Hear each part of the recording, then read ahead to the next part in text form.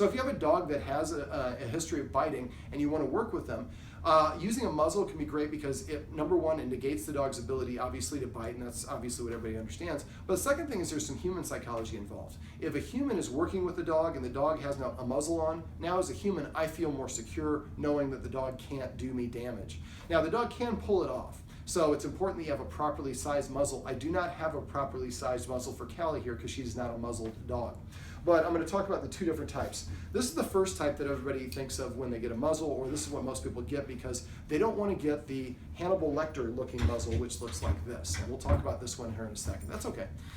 So this is what I refer to it as a snout muzzle. It basically goes into the dog's snout and then it attaches behind the head, usually with Velcro or something like that. Now, as you can see, it looks more aesthetically pleasing than something that looks like the big cage.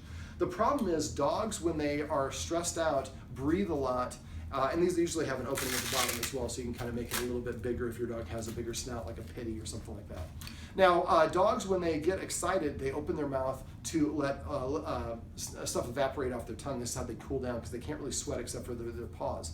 Or the pads in their paws. So if you use this type of muzzle, it prevents them from opening their mouth. So this is a muzzle that you want to use in situations where your dog is not going to be overly excited or overly stressed out. The dog can barely open its mouth and its lips, and you can put a treat in, but it's very difficult.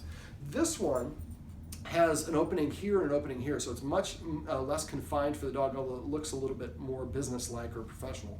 And this is the sort of muzzle you see on a dog and you're like, ooh, I probably shouldn't pet that dog, and probably should ask always before trying to pet a dog anyways. Now this one has 4 points of contact. This part right here underneath attaches the dog's collar. Then these two that are on the side attach around the dog's head, and I should probably demonstrate this with Callie here. We'll give you a treat for this one. So this would be attached to the collar. The collar just slides through it. It's a loop. Then we push this on. Yeah, I know you're not going to like this.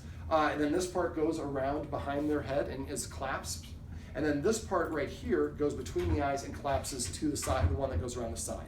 So this way we have 4 points of contact. And as you can see, it's kind of bumping into Callie's eyes. This is a number 5. They have different sizes. She'd probably be a 3 or a 4. So if you have a dog that needs this, if you're going to a Petco or PetSmart or a pet store, just leave your dog in the car, go buy one, and then tell them you need to size it, walk out to your car, put it on your dog. We don't want it rubbing in their eyes.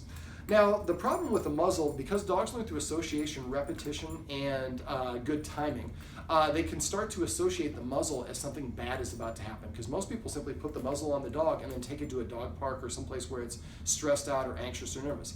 So at the beginning of this video, I talked about how a lot of dogs react out of different ways or get aggressive for different ways. Some dogs do it as a coping mechanism. So if you have a dog that's fearful and then you put a muzzle on it and then you take it in a situation that is fearful of, you're going to amplify everything and it's going to make a negative association with this. If you have a dog that gets excited when you pull out the leash, that's an example of classical conditioning. You pull out the leash, something before alters or it provokes a response in the dog after. So you pull out the leash, the dog gets excited because it's anticipating the walk that comes afterwards. Same sort of thing with the muzzle. We put the muzzle on the dog, then we take it into a stressful situation. Now the muzzle represents stress.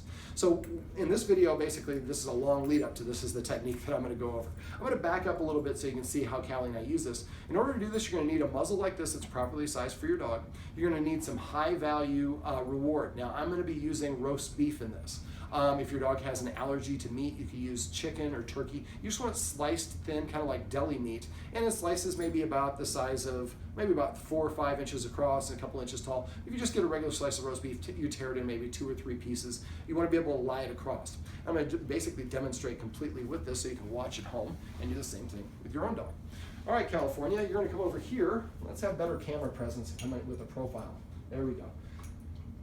Now, at first, you're not going to worry about attaching this to the underside of your dog's collar, because the first stage is just going to get them to start to create a positive association. So again, we have the roast beef. This is retreat, retreat, retreat. That's a pretty cool trick to have your dog have. So again, we want to have just big enough where I can have it hanging in and out of the muzzle. So half is in, half is out. So I'm going to invite the dog to come over. Callie's like, I dig that. Now, first when you do it, half of it should be in, half of it should be out. As you're practicing this, stay. You're going to put more of it in the muzzle and less of it outside of the muzzle. She's like, I love this. Now, if you have a big dog, you might use a bigger slice than what I'm using here. Now, eventually, you're going to get to the point where it's pretty much completely, well, after the first day, okay, let me go break this down day by day. I usually recommend a 3-day course for this. So the first day is you're laying it across the muzzle like this. Each time it goes a little bit further and further into the muzzle, till at the end of the day, it's pretty much completely inside the muzzle like this piece is here, if I can hold it up properly and you can see it from the camera, like that. So now the dog has to actually stick their nose into the snout or into the muzzle to get it. So by the end of the first day, you've done this probably 15 to 20 times, and don't do it all 15 times in a row.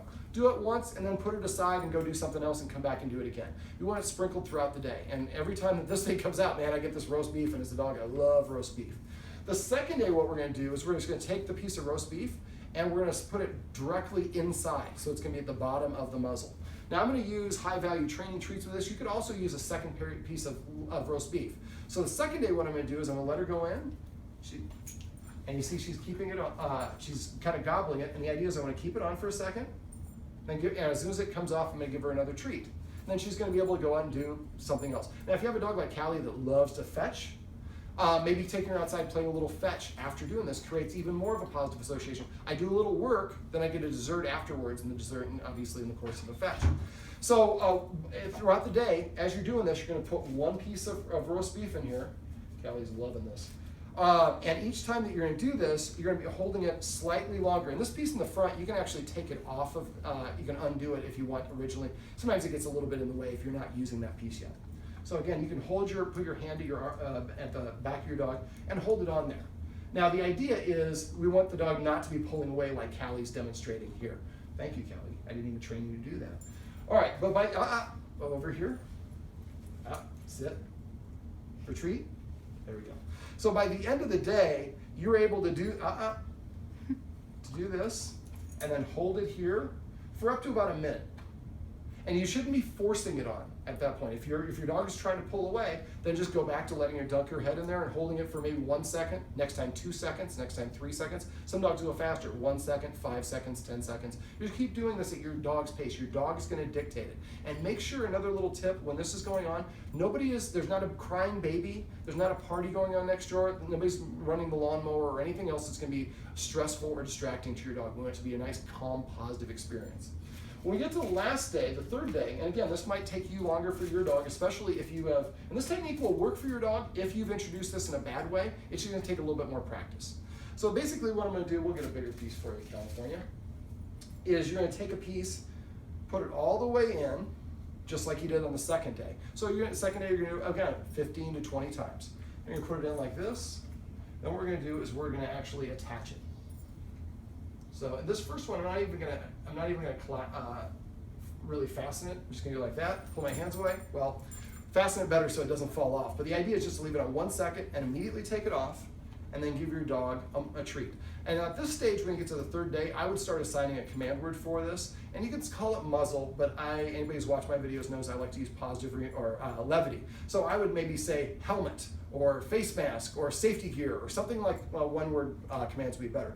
But again, you want to create a positive, something that's kind of funny. Because remember, if you have a dog that needs this, you already have a lot of stress in your life, especially when the dog's out in public. Come up with something that's kind of funny. You got your athletic supporter, or whatever it is that causes a little bit of laugh. Sometimes think of it as a way of kind of bringing a little levity to the situation, which will help. So throughout the day, at first you're going to put it on for just 1 second, and as you can see right here, Callie. So I can hold it through here, Callie.